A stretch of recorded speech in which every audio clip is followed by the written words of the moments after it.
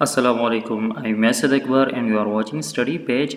I'm very excited to say that this is the last lecture of object-oriented programming in C++. It's not that much important lecture, but it's just a theoretical lecture about how we identify different entities or objects and their attributes in a real-world scenario.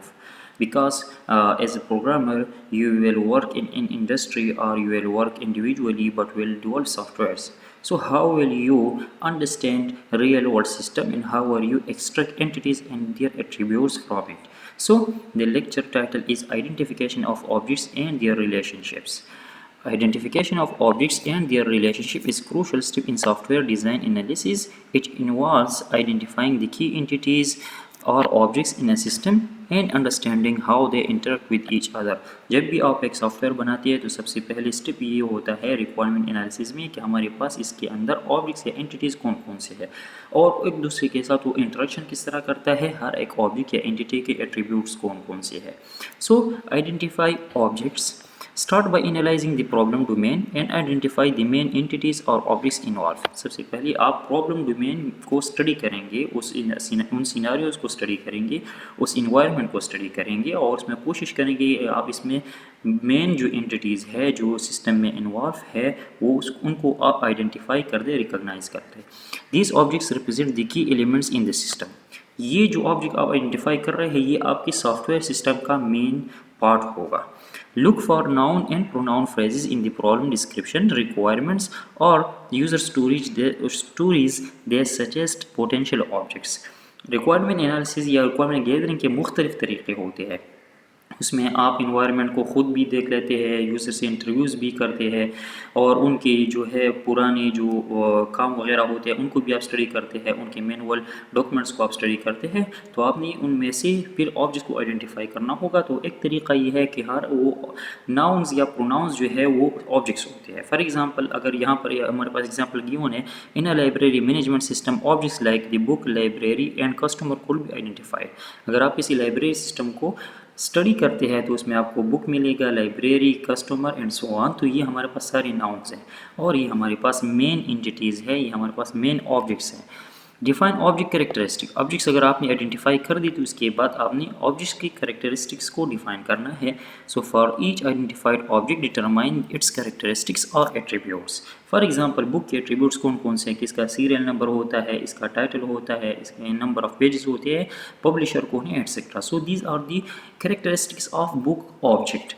An attribute describe the properties or data associated with an object. ठीक है, तो attribute या characteristic क्या है कि object के साथ कौन कौन सा डेटा एसोसिएट है. For example a book object में है attribute such as title, author and ISBN.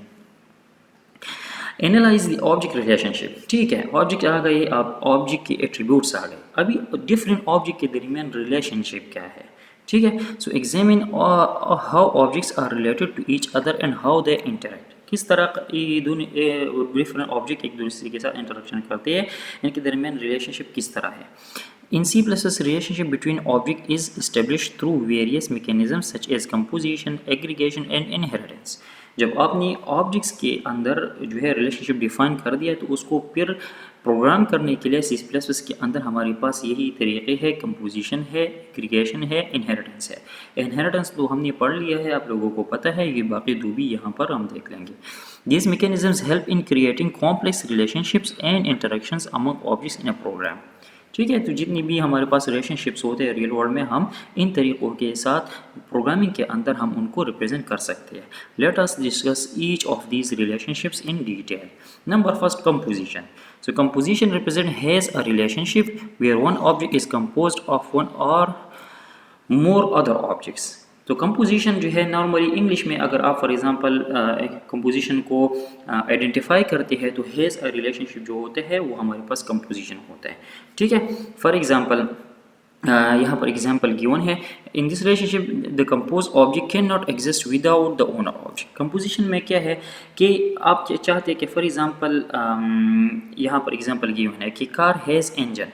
ठीक है, कार में इंजन होता है, हैज़ अ रिलेशनशिप. लेकिन ये हैज़ अ रिलेशनशिप इतना स्ट्रॉन्ग होता है कि अगर फॉर एग्जांपल एक एंटिटी नहीं रहती तो दूसरी एंटिटी भी नहीं रहती. ठीक है, the car object owns the engine object and if the car object is destroyed the engine object is also destroyed. Means इनके दरमियान रिलेशनशिप स्ट्रांग होता है कि अगर आपने कार को डिस्ट्रॉय कर दिया तो इंजन ऑटोमेटिकली डिस्ट्रॉय हो गया, पूरा रिलेशनशिप डिस्ट्रॉय हो जाता है, ठीक है। सो कंपोजिशन हम हैज़ अ रिलेशनशिप से रिप्रेजेंट करते हैं, ठीक है। और ये हमारे पास वो रिलेशनशिप होता है जब एक ऑब्जेक्ट दूसरे ऑब्जेक्ट के अंदर कंपोज होता है, ठीक है। और स्ट्रॉन्ग रिलेशनशिप होता है अगर कंपोजिंग ऑब्जेक्ट हमारे पास ख़त्म हो जाता है तो ये एलिमेंट भी ख़त्म हो जाता है।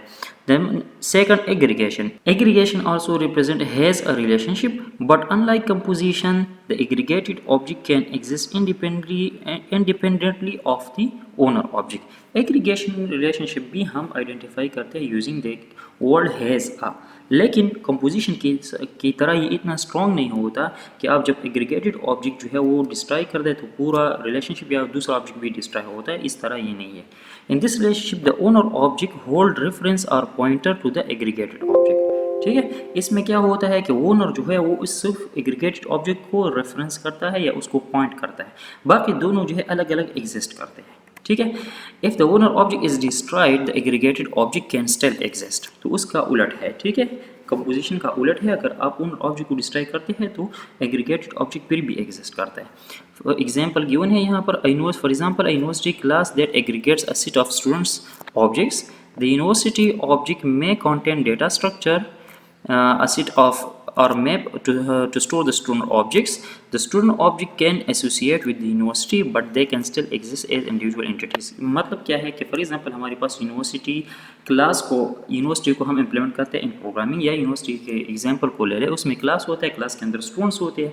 तो अगर आपने देखें अभी university is compose of students, ठीक है, यूनिवर्सिटी हैज़ स्टूडेंट्स, लेकिन अगर आपने यूनिवर्सिटी एंटिटी को डिलीट कर दिया तो स्टूडेंट तो फिर भी एग्जिस्ट करते हैं, स्टूडेंट तो एग्जिस्ट करता है, यूनिवर्सिटी डिलीट करने से स्टूडेंट डिलीट नहीं होंगे।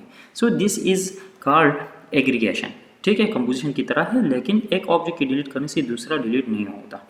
इनहेरिटेंस, द थर्ड वन, ये तो ऑलरेडी हम बहुत डिटेल में पढ़ चुके हैं। Inheritance represent is a relationship, पहले दोनों जो है वो है से रिलेशनशिप थे, ये इज़ अ रिलेशनशिप है, मतलब ये कि इज़ अ की वर्ड के थ्रू ये रिप्रेजेंट होता है। For example dog is a mammal, तो मैमल एक बड़ा क्लास है, डॉग उसका एक छोटा पार्ट है, ठीक है। So inheritance represent is a relationship where one class derives properties and behaviors from another class. It allows the creation of a hierarchy of classes where derived classes inherit the members variable and functions of the base class. तो ये हम पढ़ चुके हैं कि हमारे पास hierarchy relationship को represent करता है जहाँ पर चिल्ड्रन क्लासेस जो है पेरेंट के एट्रीब्यूट्स और वैल्यूज़ को और फंक्शंस को इनहेरिट करते हैं। Inheritance is achieved using the keyword public, protected और private while defining the drive classes. ये आप डिटेल में पढ़ चुके हैं, दोबारा पढ़ने की या डिटेल में जाने की ज़रूरत नहीं है। For example a class square can inherit from a class shape indicating that square is a specific type of shape. तो ये दूसरा एग्जांपल है कि फॉर एग्जांपल हमारे पास स्क्वायर एक शेप है, तो स्क्वायर में शेप की प्रॉपर्टीज़ होंगी, और शेप जो पेरेंट क्लास बन गया और स्क्वायर जो है वो हमारे पास चिल्ड्रन क्लास बन गया।